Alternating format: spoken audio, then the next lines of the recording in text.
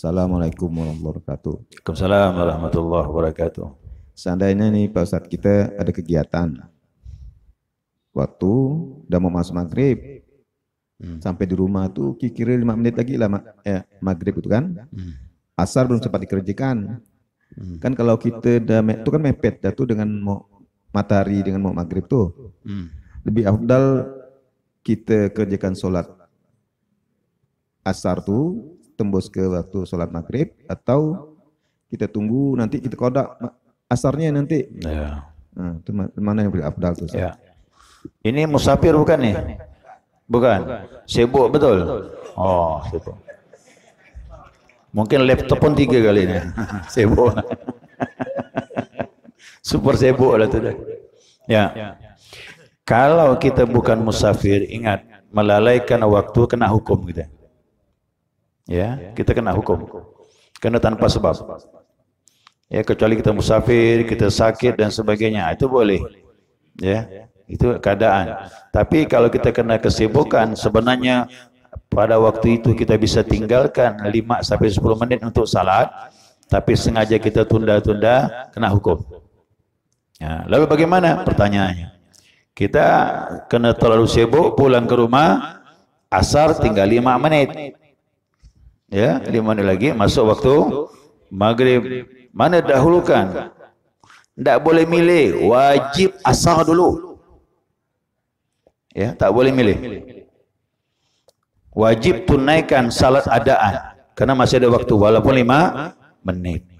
Nah, salatnya apakah qada atau adaan? Lihat. Dapat enggak ruku pada waktunya? Kalau dapat rukuk pada waktunya, berarti salatnya adaan tunai. Walaupun sisa rakaatnya menerjang masuk waktu maghrib. Nah. Ya, saya salat nih. Salat asar. Allahu Akbar. Ya, baca kita Al-Fatihah, baca surah. Nah. Kemudian rukuk. Allahu Akbar. Sami Allahu liman hamidah. Rabbana lakal hamd. Allah. Begitu mau sujud, masjid pun Allahu Akbar, Allahu Akbar. Masuk waktu maghrib. Bagaimana salat ini? Tunai. Kena dapat 1 rakaat dalam waktu asar. Walaupun 3 rakaatnya menerjang masuk maghrib. Tunai dia. Nah, tunai dia. Teruskan salat. Ya. Tetapi kalau seandainya baru takbiratul ihram, Allahu Akbar, wajjahtu wajhiya, Allahu Akbar, Allahu Akbar, masuk waktu maghrib.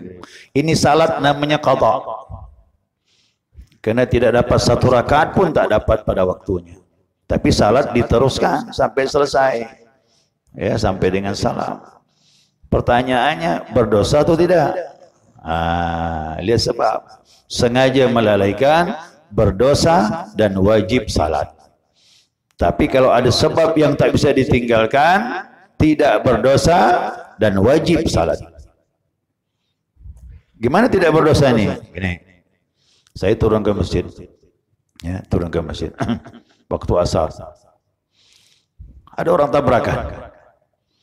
Saya urus umpamanya. Sampailah ke puskesmas.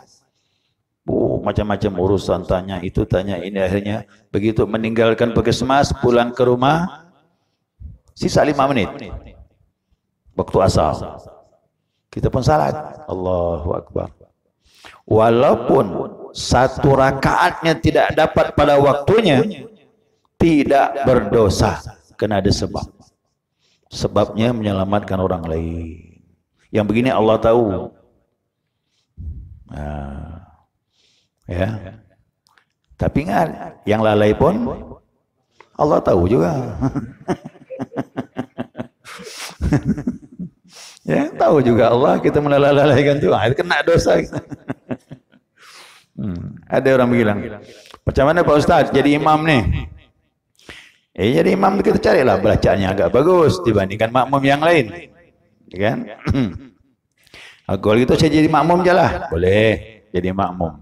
Tapi jadi makmum pun wajib betul kan, belajar juga.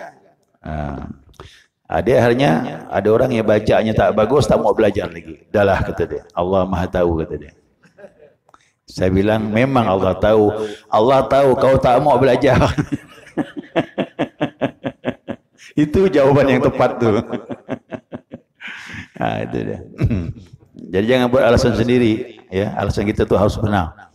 Agama itu begitu.